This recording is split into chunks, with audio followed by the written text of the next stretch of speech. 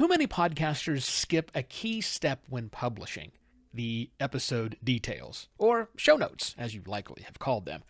This helpful text isn't optional, podcasters. It's required. And I'll give you 5 new reasons why.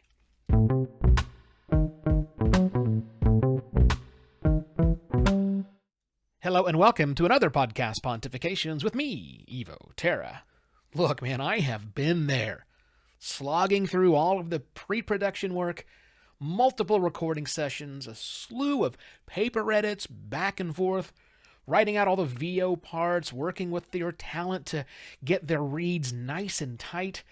Then the episode assembly happens with multiple revisions, adding in the music, mixing, mastering, and then all that promotional stuff you have to do, from getting sound clips to making audiograms, writing social copy. Am I really going to tell you to do one more thing with your podcast episode before you release it to the world? Damn skippy I am. I'm going to tell you the same thing I told you almost 4 years ago, back when Podcast Pontifications wasn't even a podcast. You need to stop writing shitty show notes, or episode details as I prefer to call them. That's the copy that you enter into your podcast hosting company that describes the episode you're about to publish or schedule for future publishing. My position is now what it was then, that episode details are required and not optional. Not if you want to make your podcast better, that is. Though my point is still the same, I've updated some of the reasons why this is important, and I'll get to them in just a moment. But let me first be extremely specific as to what I mean here. I mean episode details, again, which you probably call show notes. I do not mean a transcript, although I do think a transcript is another crucial part of your podcast, and you shouldn't skip that either. But that's not the same thing as episode details. I do not mean a web page or an article that you create and post on your website or Medium or somewhere else. Yes, I think that's also important, and I highly recommend that you make excellent-looking web pages or articles for each one of your podcast episodes. But that's not the same thing as the episode details I'm speaking about now. I do not mean a video version of your podcast. I do not mean an enhanced episode. I don't mean adding chapters, all of which, or at least some of which, are likely things you should seriously consider, even if you've previously seriously considered them. Things change fast in podcasting. But I don't mean any of those things when I'm speaking of episode details and the importance of getting them right. I mean a written piece of text that goes in the description area when you load the episode to your podcast hosting company. Now, they probably call that section show notes, and they probably don't require you to put anything in there, which is a shame, because in case you haven't caught my drift by now, this text is not optional. Or at least it shouldn't be. Not only should you consider it not optional, but you shouldn't half-ass these things either. But you're probably wondering why. Well, I have 5 good reasons for you to stop making shitty episode details updated for 2022. Back in 2018, I said you should stop making shitty show notes. And all of those reasons are still solid and valid, but now, of course, I call these things episode details, and I've come up with 5 new reasons for you to spend the time crafting episode details for each and every one of your episodes. Here we go. Number 1, podcast players are getting better. And by better, I mean more functional, especially when it comes to displaying information to people who are listening right now to your episode. Now, these apps are far from perfect, and I have plenty of beefs with all of them. But as more and more apps start allowing for, if not downright encouraging, listeners to interact with the app as they are listening, it's going to become a more normal behavior for people to seek out information on an episode that they're listening to in real time in that app. And if you're not supplying the app with that info, your audience is going to start to wonder why you are not doing that.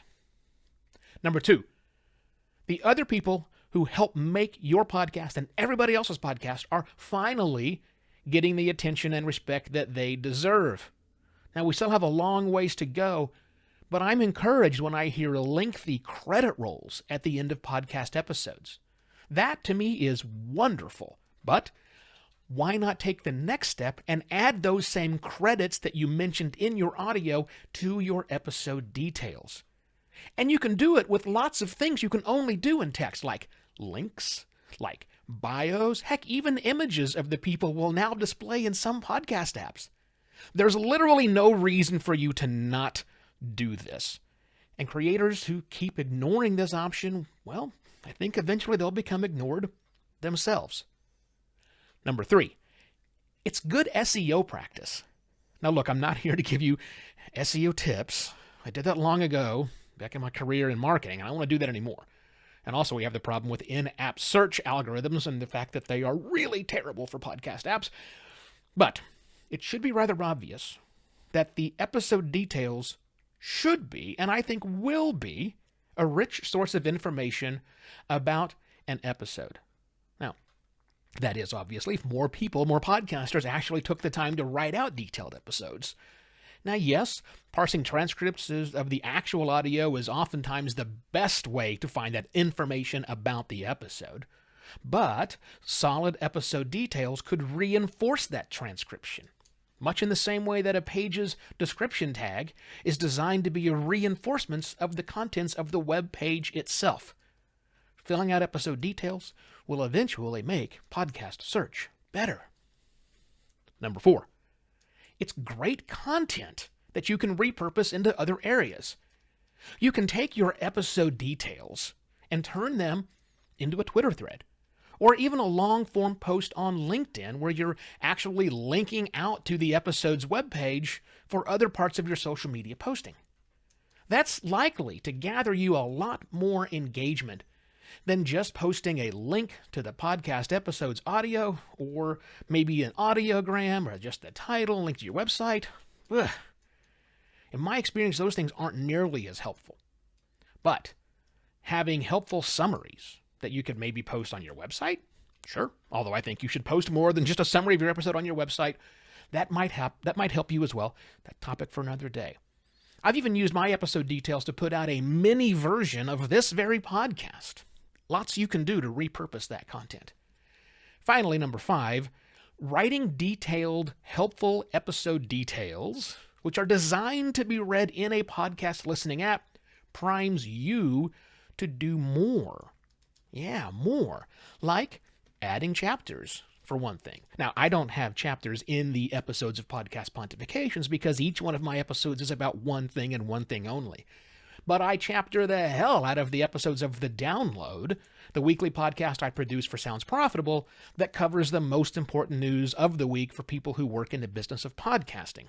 soundsprofitable.com/thedownload if you want to see how that works in practice, where I'm putting in a screenshot and a link to every single article we cover.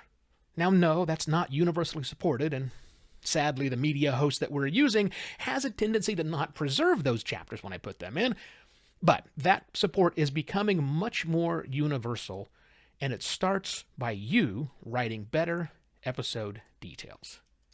So there you go. 5 reasons for 2022 why you should stop writing shitty episode details or show notes for your podcast episodes. A big part of the process of making podcasting better is making your podcasts better. And having well-written, detailed episode details on each episode is a part of that. So do it for me, please.